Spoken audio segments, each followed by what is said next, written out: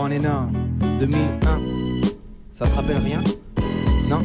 Alors laisse-moi te rafraîchir la mémoire. Hey, what's up? MKBHD here, and this is the iPhone 12.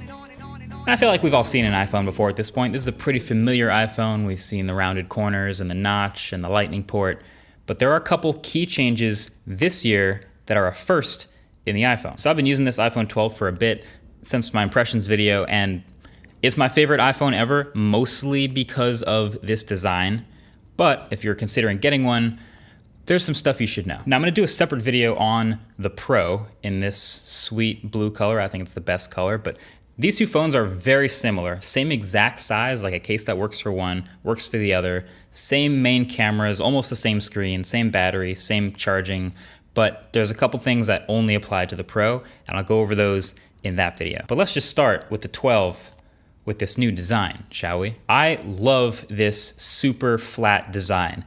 It is so flat. It's not the typical almost flat where the screen is flat right up to the edges and then it curves over the very edge and they call it like 2.5D. No, this is flat flat. Like the phone happens to be a little bit thinner and a little bit lighter than last year, but I'm not as concerned with that. But the square sides are actually the most efficient way to pack in those internals into the phone as efficiently as possible.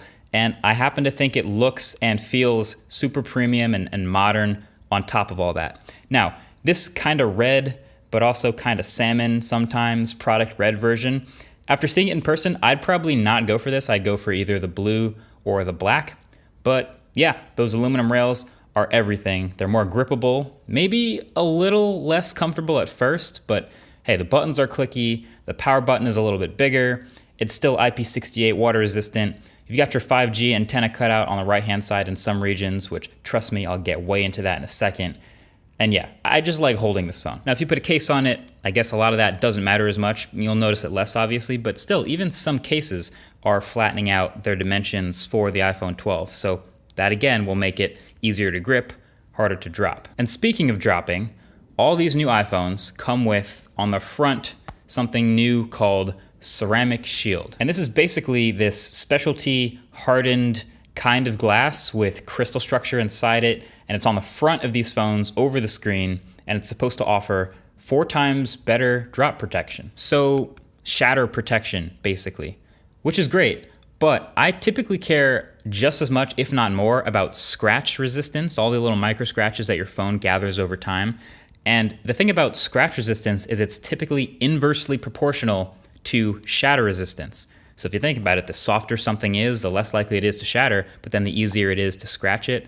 And vice versa, the harder something is, the less likely you are to scratch it, but the more brittle it is and the more shatterable it becomes. So I see the headline of better drop protection, and that's great, but I'm not about to drop my phone to find out if it works. I'm sure people are already on that. I have no idea how they'll land on that 4x number, but all right. All I know is I already have a little gash in my screen on the left-hand side here, which is so sad, but that's probably at a level 6. No idea how that happened, but I'm feeling like the iPhone is not significantly more scratch resistant than before. Of course, Zach will probably tell us the truth there. So if it shatters a lot less when dropped, we'll see. That would be nice. But I feel like a lot of the drop stuff is happenstance. Like if I happen to drop my phone a certain way, it's definitely gonna crack, right? And if I happen to drop my phone another way, it's probably not going to, so I don't know. I don't want to worry about too much. Use a case if you want to. Use a screen protector if you really want to. I'm just gonna live my life.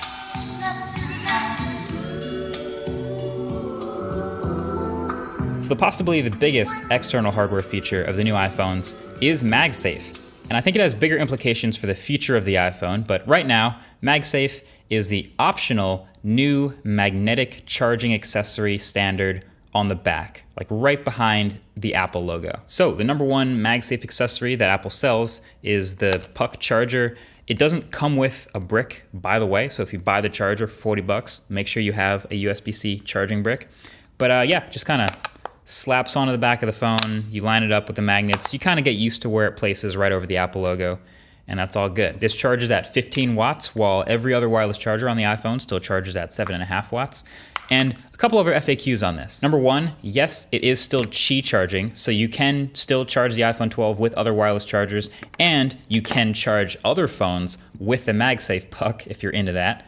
Number two, The durability concern with MagSafe leaving marks on the iPhone, I have noticed that on mine too, but I don't think it'll turn out to be a long-term problem. It just seems to wipe off every time. Like you might remember how the HomePod was leaving these little white stain rings on certain wood tables, which is kind of understandable because not every table is the same. But I feel like, I hope Apple's probably tested this like 100,000 times and probably determined that it's not an issue about the way they made this. So should be okay. And then number 3, I was getting a lot of questions about this. Yes, you can MagSafe charge through most non-MagSafe cases as long as they're thin enough. And even that magnet will actually still work through some thin cases. So I didn't really have any non-MagSafe cases here to test, but of course, channel sponsor dbrand sent over a grip case, and I can confirm it's thin enough to work just fine with a MagSafe charger, kind of like it is a MagSafe charger. And yes, all the other benefits of a case, grippiness, protection, they all still apply. So since I know most people end up looking for a good one, I'll leave a link to this case below. Now, at the beginning of this MagSafe bit, I said something. I said it was optional, which it is for now, but I feel like we can all sort of see where this is going, which is Apple is slowly moving towards eventually making a portless iPhone, which I think that's a whole separate video's worth of rant, but bottom line is their solution to wirelessly, conveniently charging a phone that doesn't have a port is going to be MagSafe, this thing right here. So, it's not amazing, but I guess it's fine. The couple of accessories they've made for it so far, not bad. There's a regular case, of course, so you can continue to stack things through. There's a kind of weird looking clear version of the case for some reason. There's a wallet that I mentioned that doesn't have very strong magnets, but if you think about it, it's not so peculiar that the one accessory they chose to make outside of the case is a wallet. Like, let me know if there's any flaw in this series of logic, right? So Apple wants to get rid of the port on the iPhone and go totally wireless charging for everything at a certain point. Maybe next year, whatever, right? So they already see ahead of time this particular headline, which is people who use wallet cases can't wireless charge their iPhone. So they can't charge their iPhone at all. So Apple needs to invent a way for people who use wallet cases to continue to charge their phone. So they invent an accessory, which is a removable wallet bit, so you can charge the phone, and when you don't need to charge it, you can put the wallet back on. That seems to check out. Like I said, it's a whole thing, but today, optional. Battery life on these phones has actually been pretty good, but not noticeably better than last year at all. Matter of fact, it's actually a slightly larger, higher res display and actually a smaller physical battery. So it's pretty impressive that the phone still does okay.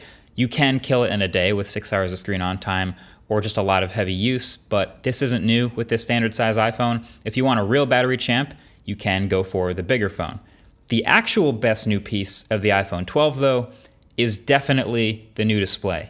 It goes from being that 720p LCD with bigger bezels that was really easy to make fun of to this much better and even slightly bigger 6.1 inch 1080p OLED. It's like night and day. It's basically on par with the Pro, which is actually pretty surprising to me, just a slightly lower peak brightness.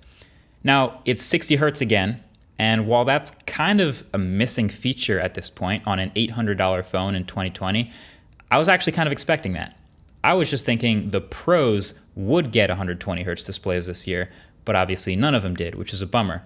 But let's be honest, they probably saw that as a battery saving measure since this phone did also just get 5G. So let's talk about 5G. I kind of love and hate 5G right now. So this slogan, Apple and I guess the carriers too really keep pushing that 5G just got real. 5G just got real. Really? Just now? 5G just now got real? Last time I checked, like this year I reviewed like 30 phones with 5G. So clearly 5G has already existed, but there's a reason they're saying it this way. So first of all, I did a video all about 5G where I went to a 5G area, testing it, explaining it, showing what's good about it and what its limitations are. I'm gonna leave it linked right below the like button if you wanna watch it, catch up on that. But the bottom line is it's really promising, but it's still being built right now. But carriers, and I guess Apple, really like the message that 5G just got real because now that all of the new iPhones have 5G built in, there's about to be millions and millions and millions more people walking around with 5G capable phones in a few very short months. And when that happens, that tends to accelerate development. That sort of makes it real, which I get it. But also, the carriers would very, very much like you to upgrade to their 5G plan, please. But we got to remember, 5G in 2020 has its ups and its downs. Like this iPhone 12 I'm using here has Verizon 5G, which is surprisingly actually in my area. It's not millimeter wave, it's not ultra wideband, but it can still give me roughly 20% faster download and upload speeds. But 5G radios are also pretty power hungry. And the more time you spend on 5G, the more battery you bleed through. Now, Apple's thought a lot about this, of course, so their solution, and you might have caught it on stage during the announcement, is called Smart Data Mode. And basically, it tries to only use 5G when you actually need it to save battery. So when you're in a 4G area, you're on 4G speeds, everything works with LTE, no problem, you're good, it'll feel normal. When you're in a 5G area, and you're doing a lot of bandwidth intensive stuff. You're downloading a bunch of videos and music, you're FaceTiming in crispy HD. You're doing a lot of that high bandwidth stuff. That's gonna use 5G, and that's gonna improve that experience a lot. But if you are in a 5G area, but not really doing anything that benefits from 5G, then your phone will actually switch off and stick with 4G. And as The Verge reported, it'll actually still show you the 5G indicator in the corner, but you'll get 4G speeds, which will probably fine, but that also explains this sort of weird speed test result. So look, my take is, I get it. The best technologies are supposed to be invisible. Like you shouldn't even notice they work. You go to download something while walking around, you're in a 5G area, boom, 5G turns on, your downloads go super quick, and then it turns off to save battery. It's kind of like ProMotion on the iPad Pro. It goes up to 120 hertz when you're scrolling and playing games and actually using it. But when you're not, you're just sitting on the home screen or watching a video, it will go down to 24 hertz to save battery. So it's sort of not there when you don't need it. It's there when it helps you. It's just weird that the whole messaging has been in your face 5G, 5G, 5G. 5G, 5G, 5G, 5G, 5G. So yeah, I would say don't buy this phone now because you want to get a 5G phone. But if you do get this phone now, then maybe it'll be a nice bonus if you're in a 5G area, or in the future when you end up in a 5G area, you'll be able to use that too. Cool. Kick, snare, kick, snare. All right, new iPhone equals new best camera ever in an iPhone, right? Well, sure. iPhone 12's got a slightly updated dual camera system with a standard and an ultra wide. The standard has a slightly wider aperture at f1.6 instead of f1.8.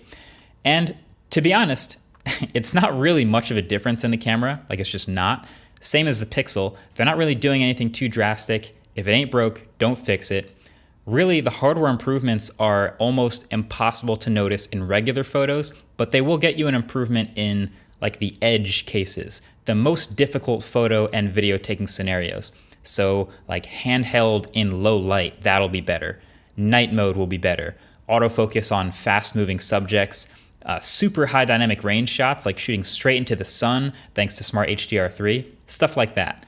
Other than that, it still looks like iPhone photos, which is to say some of the absolute best and most consistent crisp photos on any smartphone, so that's not a letdown. But iPhone video though, firmly in a league of its own. It firmly, like every time I test a new iPhone camera, it's just, the video camera is so much better, and people care a lot about video. They take a lot of videos, so you'd want to know, yeah, the iPhone takes great video. And that's despite not shooting 8K and not having a huge new sensor or anything crazy like that. It's just so fine-tuned and so reliable. But I want to save my full analysis of that for the video about the pros, because I think pros care even more about video stuff.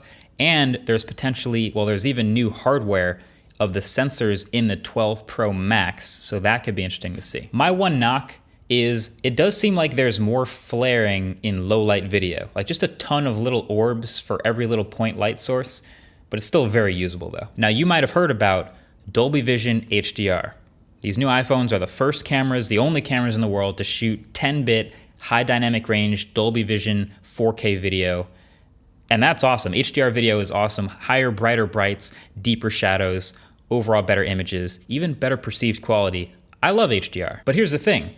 Dolby Vision is just one HDR standard or format by Dolby, and there are other HDR standards that have been out. You might have heard of. HDR10 is one of them. and that some other smartphones have actually started enabling you to shoot. You might have a smartphone in your pocket right now that is already capable of shooting HDR10 video. But the issue with new formats is always compatibility. So some TVs are HDR10 certified, some aren't. Some displays are Dolby Vision certified, some aren't. So you can look at the display, the video you take on the iPhone, and it's Dolby Vision certified, and it looks amazing. And if you send this video to another iPhone 12, it'll look amazing on that iPhone. But as soon as you upload it to Twitter or Instagram or TikTok or kind of anything at this point, even YouTube, it doesn't show up as that HDR on most people's screens.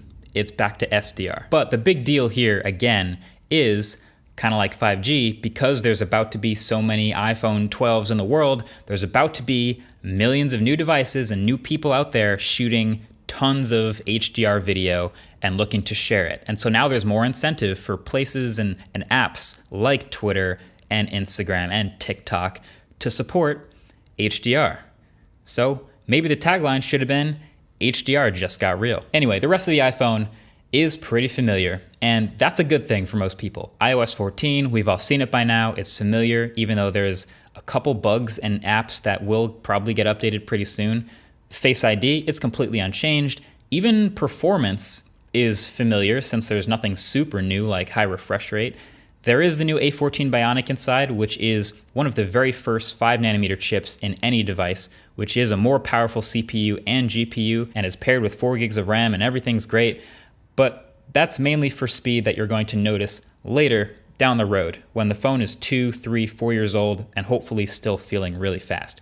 But fundamentally, there isn't really that much of a difference in these iPhones and the performance you get this year versus what last year didn't already do. Just a little bit faster. But yeah, even at a somewhat premium $830, that's the actual price. Apple's website shows carrier pricing at first, so it's a little misleading, but even at that price, yeah, this phone with best-in-class cameras, best-in-class performance, much better screen is pretty damn good.